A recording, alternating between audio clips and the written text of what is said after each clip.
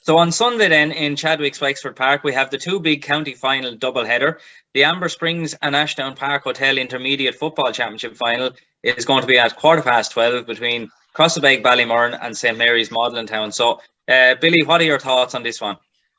I'm really looking forward to this one, Peter, because I think it's going to be a cracking game. We've two excellent footballing teams. You know, Crossabeg-Ballymurn have been knocking on the door for a few years. There's some excellent players, and Oisin Foley, Paddy Ronan Devricks, Paddy Foley, Ben Turner, just to name a few. They're a well-balanced side. They're very big and strong physically, but they also have some excellent score takers. And they're very similar in styles to St Mary's and Maudlintown. I mean, St Mary's have been a revelation this year. They've won games the hard way. You know, they've won games they probably shouldn't have won. They've won when not playing well, and that's the sign of a good team. When things aren't going well, you can still grind out the results. And I just think with some of the players they have, Alex Lynch, county panelists, Graham Carty, Todd Hines, Eddie Pittman, Paul Spot Murphy, of course, was a great addition to the team this year. And I just think St Mary's last year I picked Starlights to win senior because they entered the final with momentum. They had got some great wins and got on a running roll, and that's the only reason that I'm selecting St Mary's. I just think there's something that, it's going well for them this year and they're on a roll, and I just think that they might snatch this one by a point or two. Noel, do you agree with Billy there, or will you be going the other way? So I suppose there's the big thing, I suppose, the rumours going around is who's on a plane and who's not on a plane. I know there's a couple of lads from a couple of the Devrickses are supposed to be in the air on their way to Canada or something at the minute. So we don't know whether that happened or didn't happen, or they've stayed, and I suppose we probably won't know for definite until Sunday when the team's line out. You'd always hear rumours about lad being injured and lad being away and stuff, and you only find out when the team's line out on the day. So I think if the two of them are not around now, it's a big loss for Crossabeg-Ballymurn, because they're two vital cogs in that wheel. Billy went through them there. There's a huge bunch of players there. There's a lot of them would have went through St Peter's College together as well. They played a lot of top quality football at Leinster Championship level at that, and they have a good trainer as well. Brendan Keogh is very shrewd, very good coach. Able to get a good bounce out of a lot of teams. He got Gusron to a county final a couple of years ago. I know they were beaten, but he's very good, and they had a good win against Gorey. That was they had been shooting the lights out Crossabeg up until the last day, and then when it was a dogfight, they were able to win that too as well, which is a good sign in a team. So then St Mary's, John Codkin was appointed at the start of the year, and it raised a few eyebrows, and how would a transfer across but I think good managers can manage most sports, and it seems to be the case there. He's getting a great bounce out with lads, and I think he has PJ Van Vlinder as well to help out. And I mean, who better to be giving you a bit of advice on PJ? And some of the players that Billy named there too, Alex Lynch, Dermot Flood, Todd Hines, Paul Murphy. I mean, Paul is probably a class act to put his hand to anything. A fantastic footballer, out of hands or on the ground, he's able to do it. So, and they had some very tough games there, Cushinstown and the Duffrey, would have been two teams I would have had in the contenders pot for the intermediate championship this year.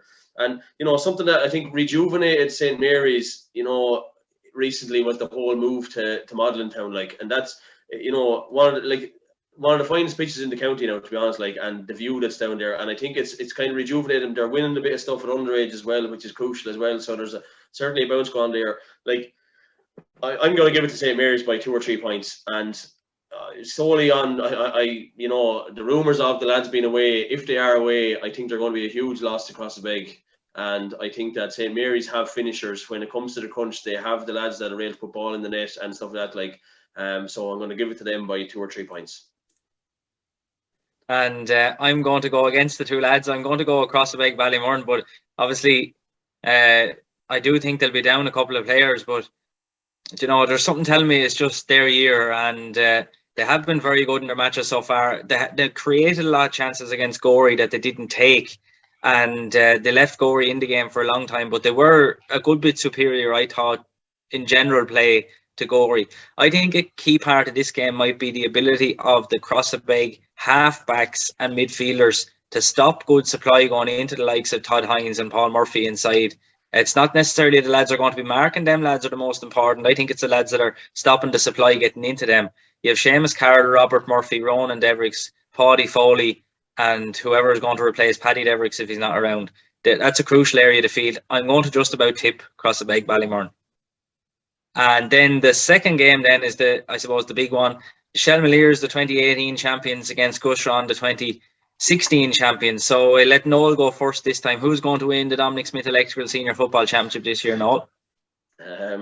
Well, so looking back there, so I went through the results of the teams there. So Gusron have scored an average of 16 points per game. They've conceded an average of 13 per game, and Shells have scored an average of 18 per game and conceded an average of 12. So they're both defensively sound, I would say.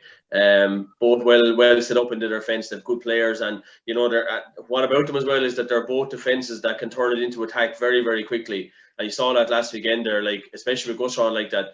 You know, they'd sit back, and next thing then bang, they'd get the ball and they'd be looking for a kick pass straight away. Adrian Flynn, you know, I think there's a clip of a game that went on in about 2008, 2009 with Red Barry there, where he played the ball up the line to Kieran Ling, and he's still able to do that. Like, so those sort of, when he looks up and he sees the lads inside, like when you're kicking it into Mark Roster and Minnie Ryan, I mean, you have two of the best in the county at the minute, like club footballers anyway, and inter-county, like they're two very, very good players.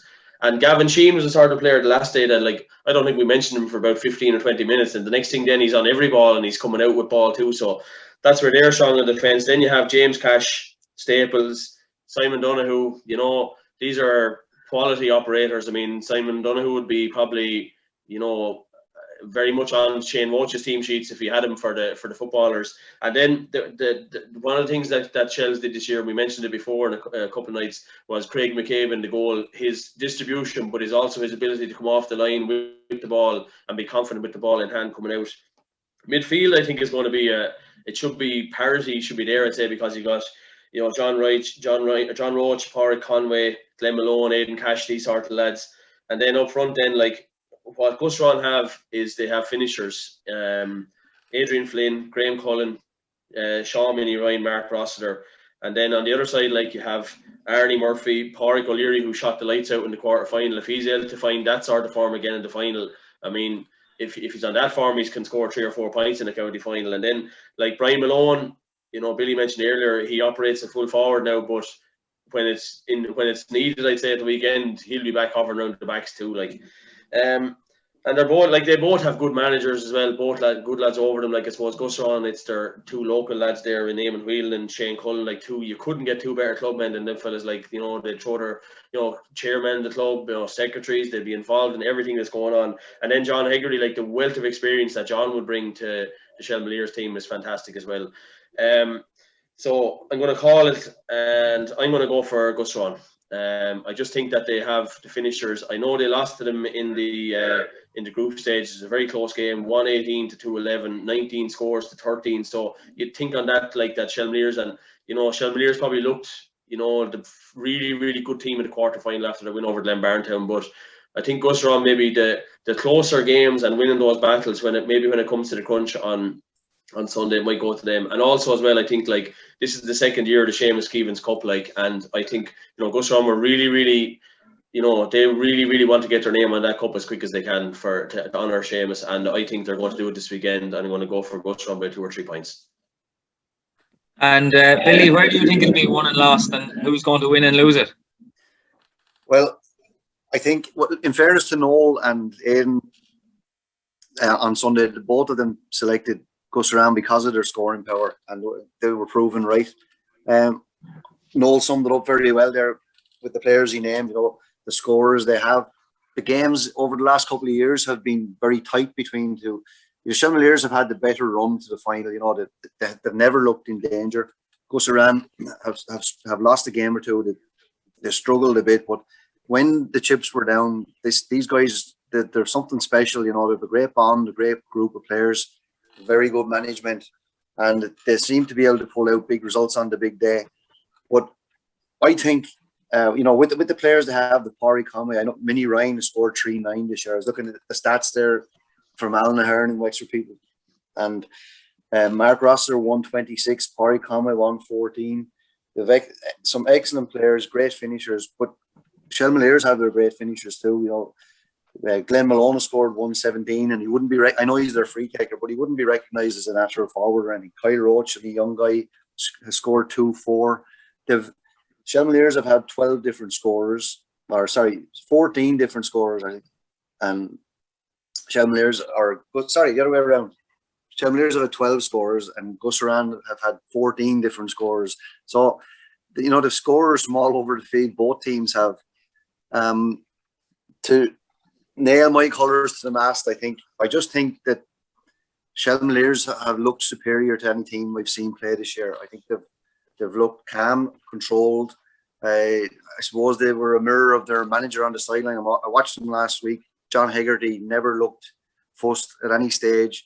Calm, took off players when they had to. It didn't matter who the player was. They have a strong panel to pick from, and I just think that they'll win by a couple of points. Well, I was at the group game between the Shelmaliers and Gussaran in Timon in the opening round, and what struck me was the game was quite level until Gussaran had to empty the bench.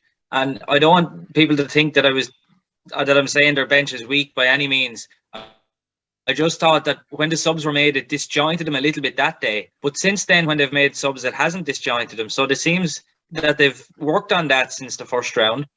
I did think that day that the Shelmaliers' fitness sort of carried them a little bit, but as we've seen from the previous games as well, that Gussaran's fitness hasn't been an issue really either.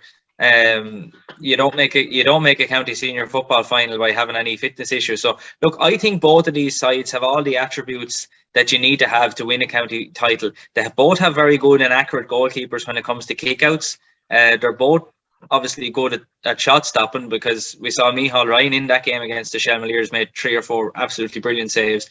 Both teams have very tight backs. They have halfbacks who aren't afraid to get forward. They have good, strong midfielders under the high ball, and they both have forwards who can score. So I think it's going to be very, very tight. I wouldn't rule out extra time, but I had a sneaky suspicion since the start of the year that it was going to be the Shelmaliers that would win this year's county title, and I'm going to have to stick with them. I haven't seen anything yet that would discourage me from tipping the Shelmaliers, so I'm going to tip the Shelmaliers for this year's county title. And with that, I'd just like to thank Noel and Billy for their time, and of course Brian Bowe and David Murphy for previous weeks as well. If you want to read any more of Billy's thoughts, they're in this week's People newspapers. Isn't that right, Billy? That's it. If you want some good reading, just skip over my page. So we hope you enjoyed all the coverage of the different games, and we hope that the 4 games that are going to be done live on Wexford GAA TV this weekend are going to be crackers. It's been great to be involved in the coverage, and thanks very much to all the people who supported it, and we hope you enjoy the coverage.